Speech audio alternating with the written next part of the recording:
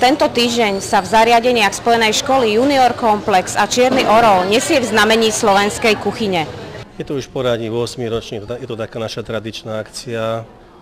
Tento rok sme si dali poradiť aj od niektorých nových odborníkov alebo takých, čo majú veľké skúsenosti.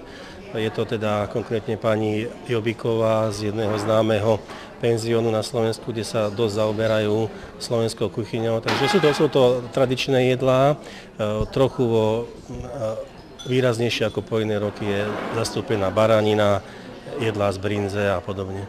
Pani šéf-kuchárka, čo je podľa vás kľúčom k zachovaniu tradičných jedál na Slovensku? Asi vedeli naši starí rodičia, čo je dobré a zdravé, pretože v tom penzióne Zlatý Dukát som šéf-kuchárka a vlastne málo víkend mám a málo kedy ide mäso. Väčšinou halušky, šúlance, pyrohy brinzové, takže ľuďom to chutí jednoducho. Na slovenských špecialitách si možno pochutnať do piatka.